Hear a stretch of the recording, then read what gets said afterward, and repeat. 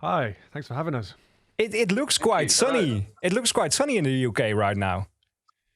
It is a beautiful day, actually. Yeah. It's better than here. It's still cold. The snow is gone away, but it looks better in the UK, and that's not normally. Normally, it's raining in the UK mostly. Nah, it's the same way you are, Jasper. Same. That's true. Smith&Burrows, man. Everyone gives England a hard time with the rain. It's exactly the same. We're in the same place. You're like 10 minutes over there. I can see you. There is a new song which I could play now right before the album comes out tomorrow. It's called Spaghetti, and that could be the best song title of 2021. Oh, cool. Yeah. It's what I love about when Andy and I write songs is you know, there's a lot of humor in there. It's our friendship coming through on some of these songs. So, yeah, on moments like Spaghetti, you can really hear that. There's a fun quality to it, of course. And it's a total different song than all the other songs we already heard until now. It is, yes, it is. It's kind of, I mean, given that most of the songs you heard are from our Christmas album, and then there's a couple of newbies, Spaghetti is certainly the most cartoony of our new batch of songs, definitely. And I read somewhere, Tom, that it is one of the coolest songs you ever did. Well, I thought so. I mean, of course, that depends on your opinion, and I appreciate other people have different ones. But I remember writing it and sending it to Andy, and he was on the phone to me straight away saying, you know, it felt like a step on in the progression of what we were doing, you know. You know, this record took a while to come together, but for lots of reasons. But there was a time when the song suddenly started to develop a personality and we could kind of understand what we were doing. And I think Spaghetti was quite significant in that timeline. And who makes the best spaghetti of you two guys? Definitely Andy's the best cook. So I think you do. The way I boil spaghetti is like no one else has ever boiled spaghetti. So it's me. It's me. I'm Spaghetti Man. And you are a cook as well, because you are making your own pub in your garden, Andy. I saw it on Instagram. Yes, I am. In fact, there's some finishing touches happening over there at the moment. We just got a vintage, you know, like in the English pubs, one of the hand pumps. Wow! I just had one of them put in. Yeah. So that must be the setting of a new Smith&Burrows video clip after a lot of beer. I tell you what, the way it's looking, I'm going to be getting Tom over as soon as we're allowed, because it looks incredible over there. And most of it's just fake, but it's all proper old vintage stuff. It looks lovely. And you are allowed to go to that pub. We've got Joni in the back. Hey, Joni. Hi, how you doing? My daughter's not supposed to be here. Is here. Does she like the album? What's that? Does she like the album? Did she already hear the whole album? Do you like Burrows' album? Yeah. Yeah? Do you think it's cool? Yeah. I didn't say anything? Hi. Okay, all right, hi. She says hi. I'm going to play now the new song. Yeah, okay. There must be, you are homeschooling as well in the UK, right? Yeah, I mean, we're on half term this week, but it's tricky. Yeah, you have a whole school day. We've both got 2 children. Yeah. And yeah, and trying to do stuff like this and trying to let our other halves work as well. It's a full-on existence, but it's a lot of fun, you know. We can't really complain. Everybody's healthy, you know. And the last year was the first year of no editors, Smith&Burrows or Andy Burrows show since I guess 2010, 2011. Sorry. Oh, that's all right, buddy. Last year, 2020. There were no shows of your both bands. Over here. Played shows in the Netherlands. Yeah. Do we not? Okay. I mean, isn't it funny how time has just become this like unquantifiable just stretch of I have no idea. It does feel like a very long time since I've seen my editor's brothers and obviously played shows with. So yeah, I mean, it's been strange. Yeah. Tomorrow the album of Smith&Burrows will be out. Are you looking forward to have it finally out in the world? Oh yeah, can't wait. I mean, you know, it has been a long time coming, and even for us, since we made the album, it's been a long time coming. You know, it's gone back and it's gone back. And the idea of these songs finally being out in the world and existing is a huge joy. I can't wait. And you know, this album does have a fairly uplifting vibe to it. So I'm excited for people to get a few more of these songs. You know, and I don't know, might cheer people up for a little bit. That's what we need. And I'm going to play now for the first time Spaghetti on the radio. Woohoo!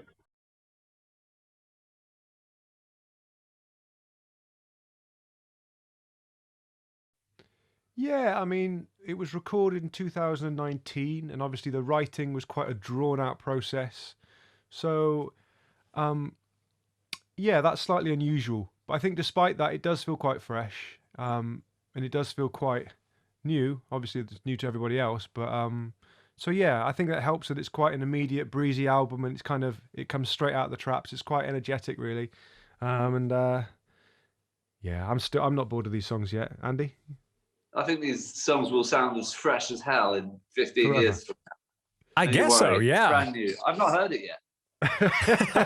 The first teaser we got from this album was at the Editor Show in Tivoli Vredenburg in Utrecht. Andy, you did the support act there, and Tom, you went on stage to do All the Best Moves, the first song we heard.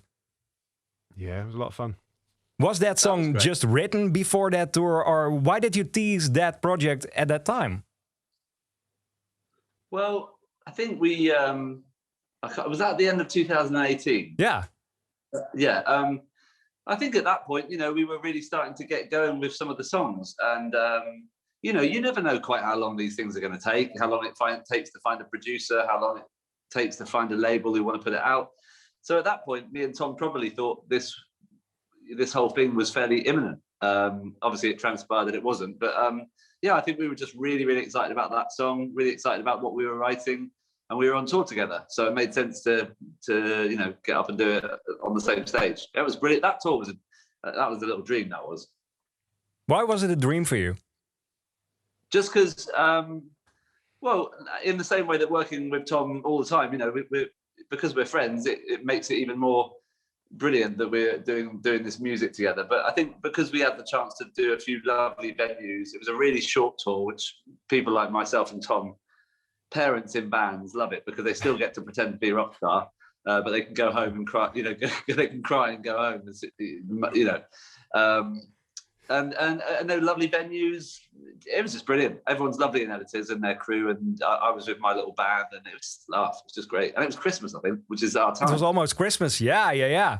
How does it normally work when you guys write new songs? Do you already know for which band or project it is used? For Editors, an Andy Burrows solo track, for Smith&Burrows maybe? How does it work with songwriting? I think I've slightly learnt to understand, it's not quite so conceived that I sit down in the room and go, right, Smith&Burrows time. But I think I know quite early on, with the melodic and maybe the kind of lyrical vibe that I'm going in, if where it's going to go. Just how understanding what both projects are and what they're about, really. Obviously, Editors has more history and a whole world that they've made for themselves, so it's quite clear to me, really. If a song comes out and it's quite doomy, it's going to be Editors, isn't it? But it could be hard when you're doing projects separately to do it together. You make new songs for Editors, for Smith&Burrows, maybe for some other project. Yeah, I think so. I also think, Tom, I think Editors could do a mean spaghetti cover version. I think that maybe you should start wheedling that into the set. Wow. That would drive the fans crazy. I think it's a plan.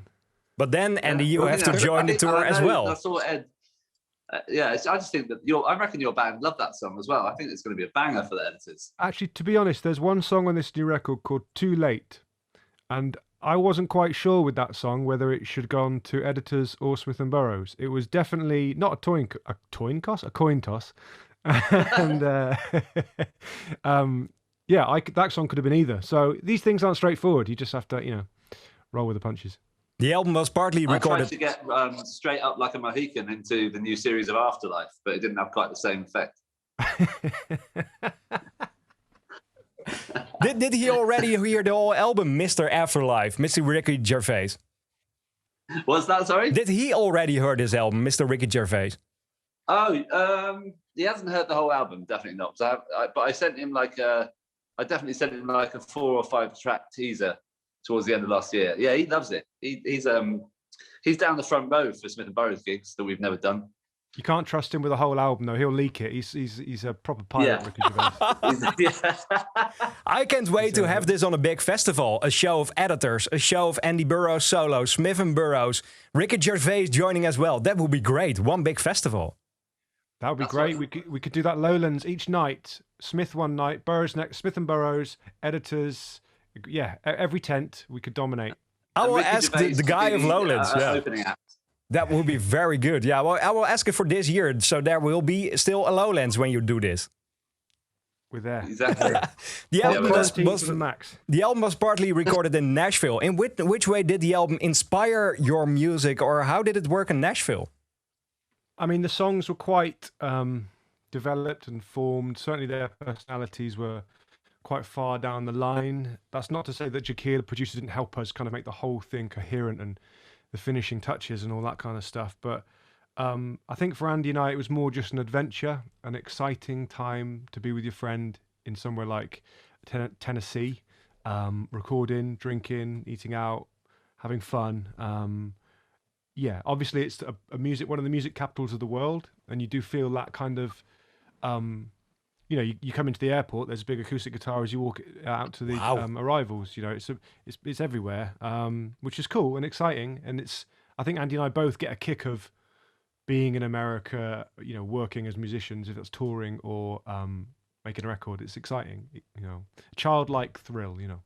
And now the album is out. Finally, it's released into the world.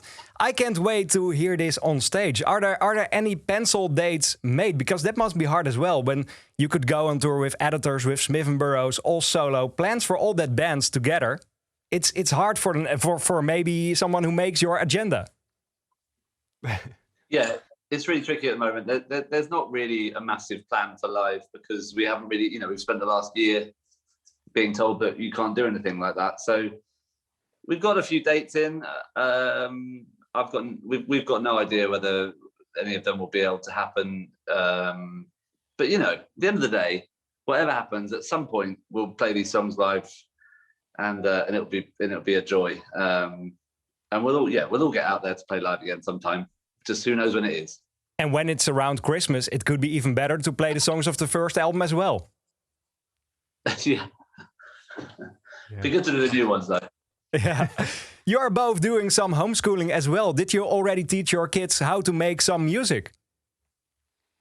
I mean, mine are quite into making a lot of noise. I don't know if that quite qualifies, but they're quite musical. I don't think they want Dad to teach them just yet. Don't know about you. And you had Joni on the drums the other day. I saw a little. Yeah, we're just trying to, you know, because it's half term at the moment, so and there's not really much you can do. So, and I've got my drum kit set up down the road, so I just take Joni there and try and get her excited about forming a band. But I don't think I think she doesn't really. She like Tom just said with his boys, you know, they just want to make noise and do stuff.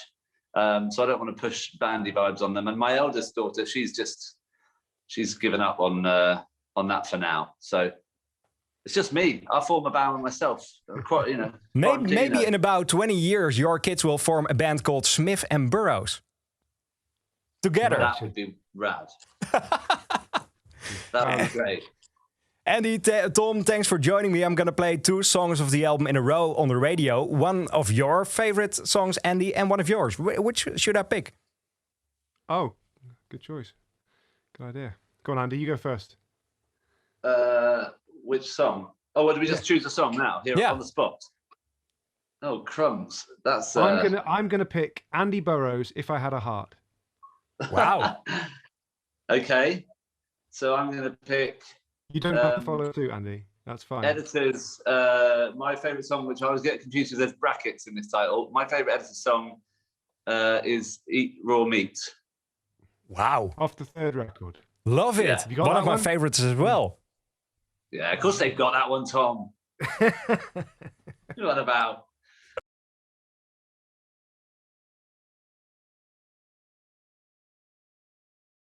Yeah. Yeah, I can't wait. Hopefully soon. Have a great day over there. Cheers. Cheers, Cheers. man. Bye now. Thank you, Val. Bye bye. Bye.